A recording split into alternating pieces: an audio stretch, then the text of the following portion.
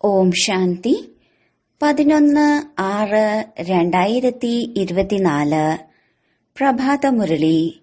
മധുരമായ കുട്ടികളെ, ഇപ്പോൾ നിങ്ങൾക്ക് സമ്പൂർണമായി മാറണം. എന്തുകൊണ്ടെന്നാൽ തിരിച്ച് വീട്ടിലേക്ക് പോകണം. പിന്നീട് പാവന ലോകത്തിലേക്ക് വരണം. ചോദ്യം: സമ്പൂർണ്ണ പാവനമായി മാറുന്നതിനുള്ള യുക്തി എന്താണ്? ഉത്തരം: സമ്പൂർണ്ണ പാവനമായി മാറണമെങ്കിൽ പൂർണമായും യാചകനാകൂ. ദേഹസഹിതം എല്ലാ സംബന്ധങ്ങളെയും മറക്കൂ. ഒപ്പം എന്നെ ഓർമ്മിക്കൂ. അപ്പോൾ പാവനമായി മാറും. ഇപ്പോൾ നിങ്ങൾ ഈ കണ്ണുകൾ കൊണ്ട് എന്തെല്ലാം കാണുന്നുവോ അതെല്ലാം നശിക്കാനുള്ളതാണ്. അതിനാൽ ധനം, സമ്പത്ത്, വൈഭവങ്ങൾ എല്ലാത്തിനെയും മറന്ന് യാചകനായി മാറൂ. ഇങ്ങനെയുള്ള യാചകർ തന്നെയാണ് രാജകുമാരനായി മാറുന്നത്. ഓം ശാന്തി.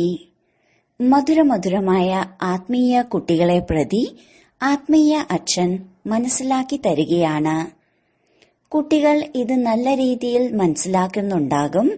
അതായത് ആരംഭത്തിൽ ആത്മാക്കൾ എല്ലാവരും പവിത്രമായിരിക്കും. നമ്മൾ തന്നെയായിരുന്നു പാവനമായിരുന്നത്. പതീതം പാവനം എന്ന് ആത്മാവിനെ തന്നെയാണ് പറയുന്നത്. ആത്മാവ് പാവനമാണെങ്കിൽ സുഖമുണ്ടാകും. ബുദ്ധിയിൽ വരുന്നുണ്ട്, നമ്മൾ പാവനമായി മാറിയാൽ പാവന ലോകത്തിന്റെ അധികാരിയായി മാറും. ഇതിനു വേണ്ടിയാണ് പുരുഷാർത്ഥം ചെയ്യുന്നത്. 5000 വർഷങ്ങൾക്ക് മുൻപ് പാവന ലോകമുണ്ടായിരുന്നു. അവിടെ പകുതി കൽപ്പം നിങ്ങൾ പാവനമായിരുന്നു. ബാക്കിയുള്ളത് പകുതി കൽപ്പമാണ്. ഈ കാര്യങ്ങൾ മറ്റാർക്കും മനസ്സിലാക്കാൻ സാധിക്കില്ല. നിങ്ങൾക്കറിയാം, പതീതവും പാവനവും, സുഖവും ദുഃഖവും, പകലും രാത്രിയും പകുതി പകുതിയാണ്. ആരാണോ നല്ല വിവേകശാലികൾ, വളരെ ഭക്തി ചെയ്തവർ, അവരാണ് നല്ല രീതിയിൽ മനസ്സിലാക്കുന്നത്. ബാബ പറയുന്നു, മധുരമായ കുട്ടികളെ, നിങ്ങൾ പാവനമായിരുന്നു. പുതിയ ലോകത്തിൽ നിങ്ങൾ മാത്രമേ ഉണ്ടായിരുന്നുള്ളൂ. ഇവിടെയുള്ള ബാക്കി എല്ലാവരും ശാന്തിധാമത്തിലായിരുന്നു. ആദ്യമാദ്യം നമ്മൾ പാവനമായിരുന്നു. മാത്രമല്ല, വളരെ കുറച്ചുപേരെ ഉണ്ടായിരുന്നുള്ളൂ. പിന്നീട് നമ്പർ അനുസരിച്ച് മനുഷ്യ സൃഷ്ടി വൃദ്ധി പ്രാപിക്കുന്നു. ഇപ്പോൾ നിങ്ങൾ മധുരമായ കുട്ടികൾക്ക് ആരാണ് മനസ്സിലാക്കി തരുന്നത്? ബാബ. ആത്മാക്കൾക്ക് പരമാത്മാവായ ബാബ മനസ്സിലാക്കി തരികയാണ്. ഇതിനെയാണ് സംഗമം എന്നു പറയുന്നത്. ഇതിനെ തന്നെയാണ് കുംഭം എന്നും പറയുന്നത്. മനുഷ്യൻ ഈ സംഗമയുഗത്തെ മറന്നിരിക്കുന്നു. ബാബ മനസ്സിലാക്കി തന്നിട്ടുണ്ട്, 4 യുഗങ്ങളുണ്ട്. 5ാമത് ഈ ചെറിയ അധിക യുഗമായ സംഗമയുഗമാണ്. ഇതിന്റെ ആയുസ് കുറവാണ്. ബാബ പറയുന്നു, ഞാൻ ഇവരുടെ വളരെ ജന്മങ്ങളുടെ അന്തിമ ജന്മത്തിലെ വാനപ്രസ്ഥ അവസ്ഥയിലാണ് ഇവരിൽ പ്രവേശിക്കുന്നത്. കുട്ടികൾക്ക് ഇത് സൽക്കാരമാണല്ലോ. ബാബ ഇവരിൽ പ്രവേശിച്ചിട്ടുണ്ട്. ഇവരുടെ ജീവിതകഥയും കേൾപ്പിച്ചിട്ടുണ്ട്.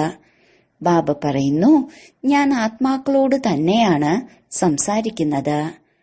ആത്മാവും ശരീരവും രണ്ടും ഒരുമിച്ച് പാർട്ട് നടക്കുന്നു. ഇതിനെയാണ് ജീവാത്മാവ് എന്ന് പറയുന്നത്. പവിത്ര ജീവാത്മാവും അപവിത്ര ജീവാത്മാവും. നിങ്ങൾ കുട്ടികളുടെ ബുദ്ധിയിലുണ്ട്, സത്യുഗത്തിൽ കുറച്ച് ദേവീ ദേവതകളെ ഉണ്ടാകൂ. പിന്നീട് തന്നെക്കുറിച്ചും പറയും, നമ്മൾ ജീവാത്മാക്കൾ സത്യുഗത്തിൽ പാവനമായിരുന്നു. നമ്മൾ തന്നെ പിന്നീട് 84 ജന്മങ്ങൾക്ക് ശേഷം പതീതമായി മാറി. പതീതത്തിൽ നിന്നും പാവനം, പാവനത്തിൽ നിന്നും പതീതം. ഈ ചക്രം കറങ്ങിക്കൊണ്ടേയിരിക്കും. ഓർമ്മിക്കുന്നതും പതിത പാവനനായ ആ ബാബയെ തന്നെയാണ്.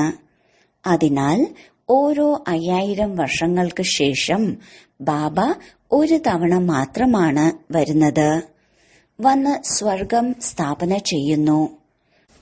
ഭഗവാൻ ഒന്നേ ഉള്ളൂ. അതിനാൽ തീർച്ചയായും ഭഗവാൻ തന്നെ പഴയ ലോകത്തെ പുതിയതാക്കി മാറ്റും. പിന്നീട് പുതിയതിനെ പഴയതാക്കി മാറ്റുന്നത് ആരാണ്? രാവണൻ. എന്തുകൊണ്ടെന്നാൽ രാവണനാണ് ദേഹ അഭിമാനിയാക്കി മാറ്റുന്നത്. ശത്രുവിനെയാണ് കത്തിക്കുന്നത്, മിത്രത്തെ കത്തിക്കാറില്ല. സർവരുടെയും മിത്രം ഒരേ ഒരു ബാബയാണ്. കാരണം ബാബയാണ് സർവരുടെയും സദ്ഗതി ചെയ്യുന്നത്. ബാബയെ എല്ലാവരും ഓർമ്മിക്കുന്നു. എന്തുകൊണ്ടെന്നാൽ ബാബ സർവർക്കും സുഖം നൽകുന്നവരാണ്.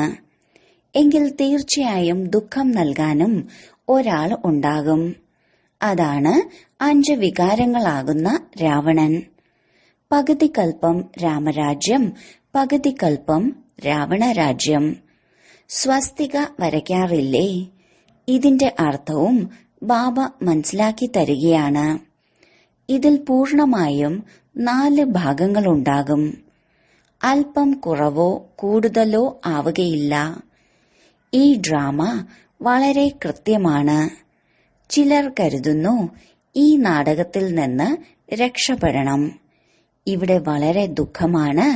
ഇതിലും നല്ലത് ജ്യോതിയിൽ ചെന്ന് ലയിക്കുന്നതാണ്, അല്ലെങ്കിൽ ബ്രഹ്മത്തിൽ പോയി ലയിക്കുന്നതാണ്. പക്ഷേ ആർക്കും പോകാൻ സാധിക്കില്ല. എന്തെല്ലാമാണ് ചിന്തിക്കുന്നത്? ഭക്തിമാർഗത്തിൽ ഭിന്ന ഭിന്ന പ്രകാരത്തിലുള്ള പ്രയത്നങ്ങളും ചെയ്യുന്നു. സന്യാസി ശരീരം വിടുകയാണെങ്കിൽ അവർ സ്വർഗത്തിലെത്തി അല്ലെങ്കിൽ വൈകുണ്ഠത്തിലെത്തി എന്നൊരിക്കലും പറയില്ല.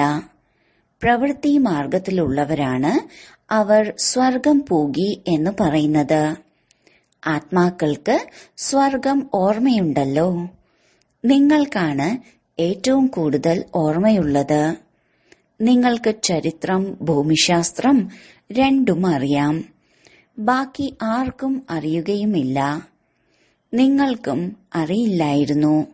ബാബ ഇരുന്ന് കുട്ടികൾക്ക് മുഴുവൻ രഹസ്യങ്ങളും മനസ്സിലാക്കി തരികയാണ്. ഇത് മനുഷ്യ സൃഷ്ടിയുടെ വൃക്ഷമാണ്. വൃക്ഷത്തിന് തീർച്ചയായും ബീജവും ഉണ്ടാകും. പാവന ലോകം എങ്ങനെയാണ് പതീതമായി മാറുന്നത് എന്ന് ബാബയാണ് മനസ്സിലാക്കി തരുന്നത്. പിന്നീട് ഞാൻ തന്നെയാണ് അതിനെ പാവനമാക്കി മാറ്റുന്നത്. പാവന ലോകത്തെയാണ് സ്വർഗം എന്ന് വിളിക്കുന്നത്. സ്വർഗം കഴിഞ്ഞുപോയി, ഇനി വീണ്ടും വരും. അതിനാലാണ് പറയുന്നത് ലോകത്തിന്റെ ചരിത്രം ആവർത്തിക്കുന്നതാണ്. അർത്ഥം ലോകം തന്നെയാണ് പഴയതിൽ നിന്നും പുതിയതും പുതിയതിൽ നിന്നും പഴയതുമായി മാറുന്നത്. ആവർത്തിക്കുക എന്നതിനർത്ഥം ഡ്രാമ എന്നാണ്. ഡ്രാമ എന്ന വാക്ക് വളരെ നല്ലതാണ്, ശോഭിക്കുന്നതാണ്. ചക്രം അതേപോലെ ആവർത്തിക്കുന്നതാണ്. നാടകത്തെ അതേപോലെ എന്ന് പറയാൻ കഴിയില്ല. അഥവാ ആർക്കെങ്കിലും അസുഖമാണെങ്കിൽ അവർ അവധിയെടുക്കാറുണ്ട്. നിങ്ങൾ കുട്ടികളുടെ ബുദ്ധിയിലുണ്ട്, നമ്മൾ പൂജ്യ ദേവതകളായിരുന്നു, പിന്നീട് പൂജാരിയായി മാറി. ബാബു വന്ന് എങ്ങനെയാണോ 5000 വർഷങ്ങൾക്ക് മുമ്പ് പറഞ്ഞു തന്നത്, അതുപോലെ പതീതത്തിൽ നിന്ന് പാവനമായി മാറുന്നതിനുള്ള യുക്തി പറഞ്ഞു തരികയാണ്. കുട്ടികളെ, എന്നെ ഓർമ്മിക്കൂ എന്ന് മാത്രം പറയുന്നു. ബാബ ആദ്യമാദ്യം നിങ്ങളെയാണ് ആത്മാഭിമാനിയാക്കി മാറ്റുന്നത്. ആദ്യമാദ്യം ഈ പാഠം പഠിപ്പിക്കുന്നു. അതായത് കുട്ടികളെ സ്വയം ആത്മാവാണെന്ന് മനസ്സിലാക്കൂ.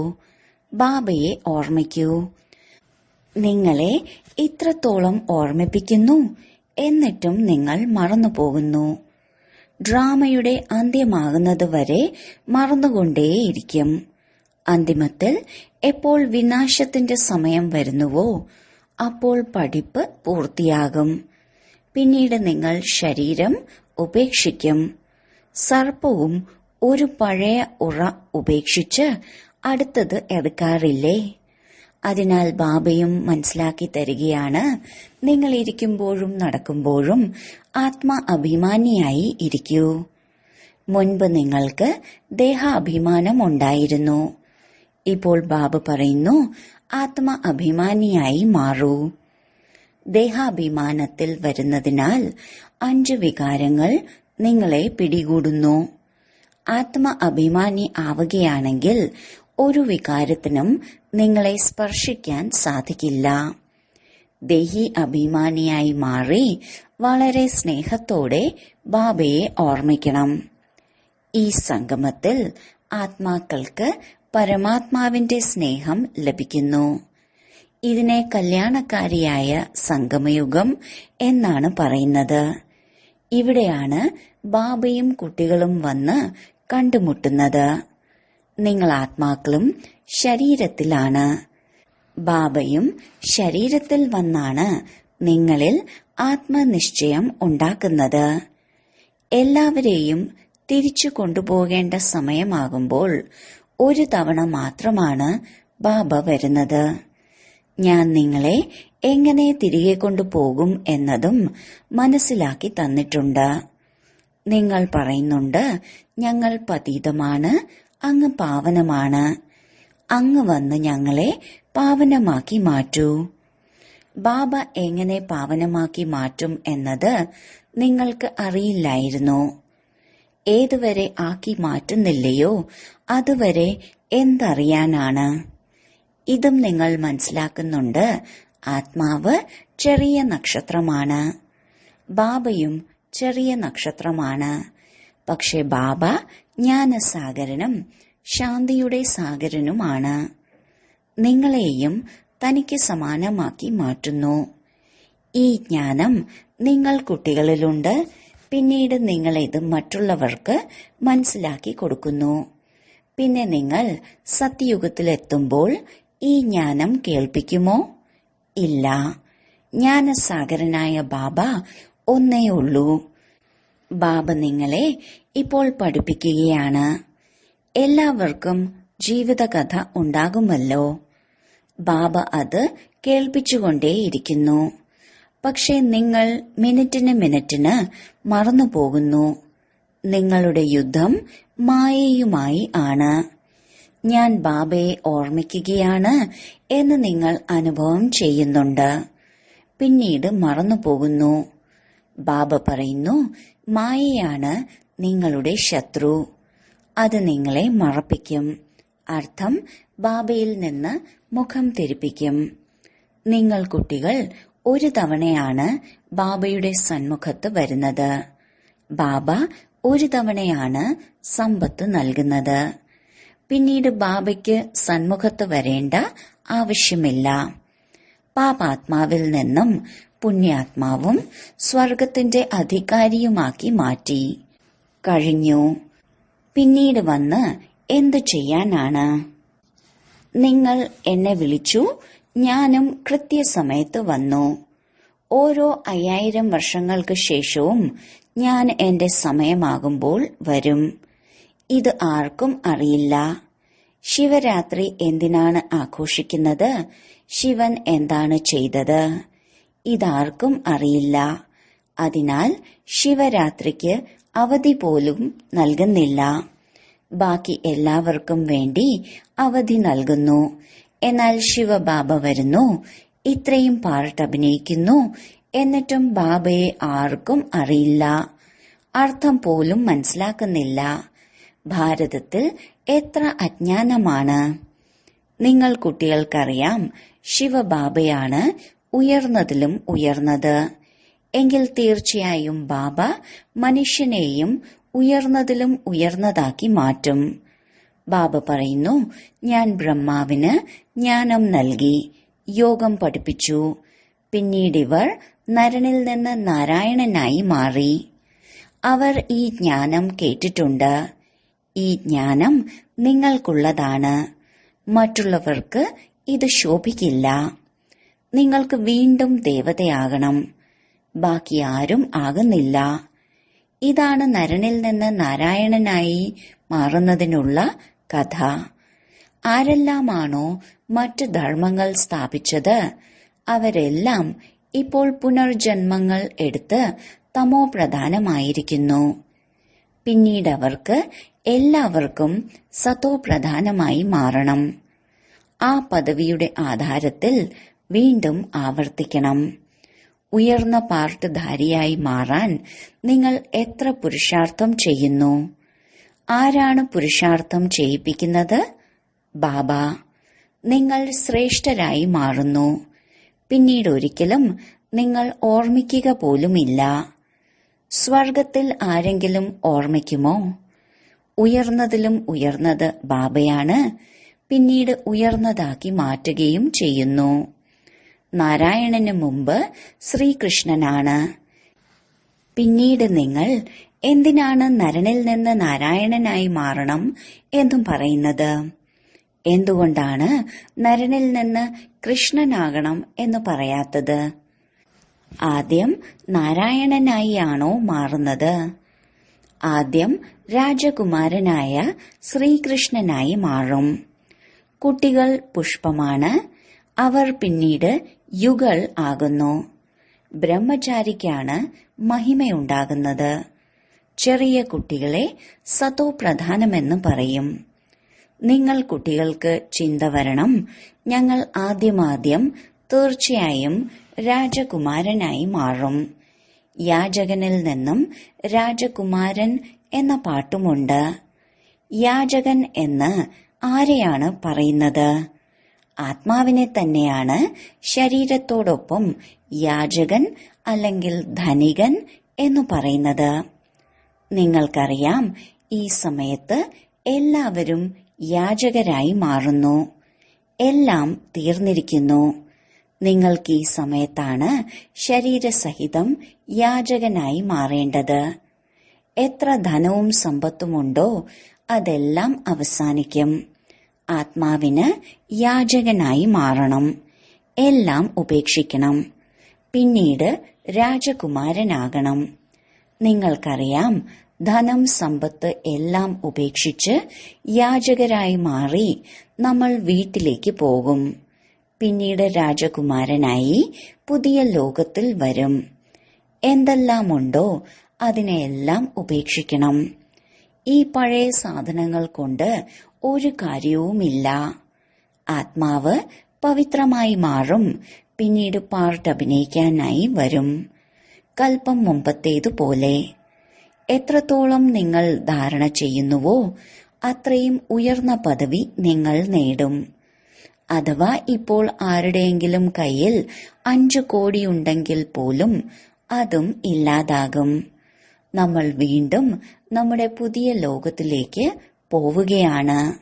നിങ്ങൾ ഇവിടേക്ക് വന്നിരിക്കുന്നത് പുതിയ ലോകത്തിലേക്ക് പോകുന്നതിന് വേണ്ടിയാണ്.